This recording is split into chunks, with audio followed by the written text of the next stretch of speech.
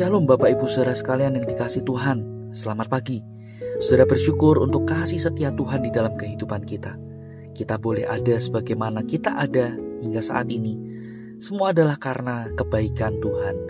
Ia yang selalu ada bersama dengan kita, menopang dan menolong kita. Sungguh kita perlu mengucap syukur kepada Tuhan.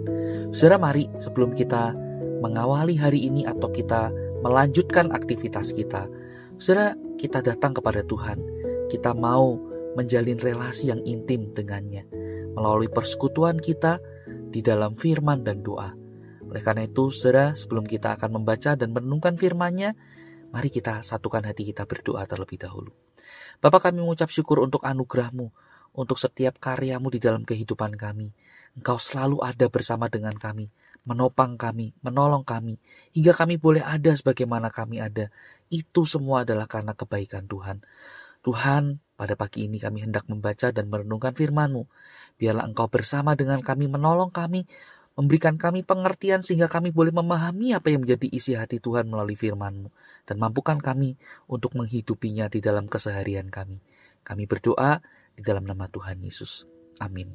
Saudara sekalian yang dikasihi Tuhan, pada pagi ini saya hendak mengajak kita sekalian untuk memperhatikan satu bagian firman Tuhan yang terambil dari surat 1 Yohanes pasal yang keempat ayat yang ke-16. Demikian firman Tuhan.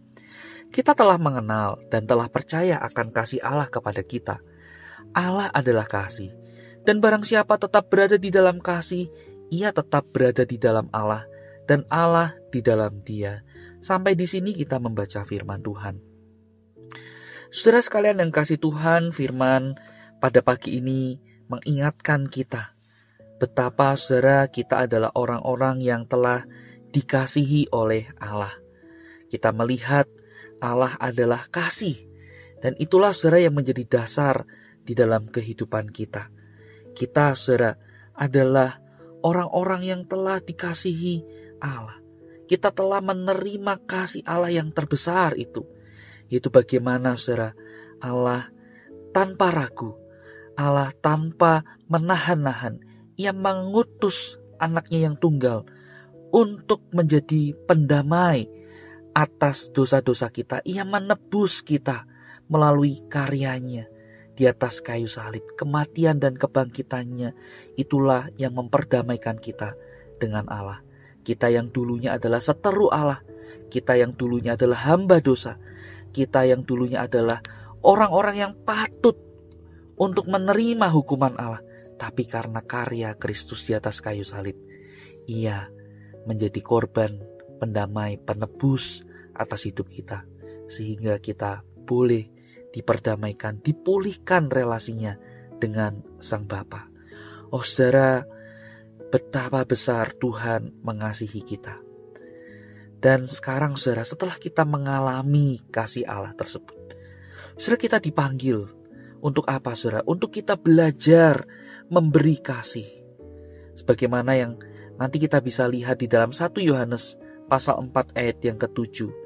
Saudara, Rasul Yohanes mengingatkan kita, marilah kita saling mengasihi, sebab kasih itu berasal dari Allah.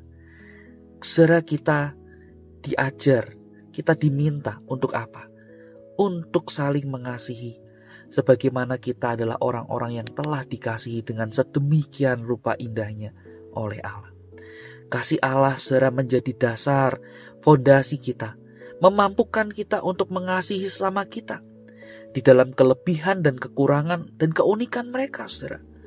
Saudara, mari kita belajar untuk saling mengasihi satu dengan yang lain. Kita saling menguatkan, kita saling mengajar, kita saling menegur, kita saling menangis dan bergembira bersama. Saudara, kasih yang sudah terlebih dahulu ada pada kita. Saudara, Tuhan mau kita juga membagikannya. Menjadikan diri kita menjadi alat di tangan Tuhan untuk membagikan kasih bagi sesama kita. Oleh karena itu saudara, mari kita sebagai orang-orang yang telah dikasihi oleh Allah, kita juga menjadi agen-agen kasih yang Tuhan hadirkan di tengah dunia ini untuk mengasihi sesama, untuk juga membangun satu dengan yang lain di dalam iman, di dalam Tuhan. Kiranya Tuhan menolong kita, memampukan kita untuk saling mengasihi. Mari kita berdoa. Bapa, kami bersyukur untuk kasih-Mu yang besar di dalam kehidupan kami. Siapakah kami Tuhan, hingga kami layak untuk mendapatkan kasih-Mu? Namun Engkau sendiri yang rela memberikan kasih itu melalui pengorbanan di atas kayu salib. Melalui pengorbanan Sang Anak, Engkau melahirbarukan kami. Engkau menghapus dosa-dosa kami. Engkau menjadikan kami anak-anak-Mu, bukan lagi seterumu. Sungguh kami mengucap syukur, dan biarlah Tuhan Engkau menolong kami, untuk kami pun juga boleh saling mengasihi satu dengan yang lain, di dalam keberagaman, di dalam keperbedaan. Biarlah kami tetap boleh saling mengasihi satu dengan yang lain. Kami bersyukur Tuhan, dan kami menyerahkan hidup kami. Kiranya Tuhan menolong kami melalui hari ini. Kami berdoa di dalam nama Tuhan Yesus. Amin. Selamat pagi, Tuhan Yesus menolong kita.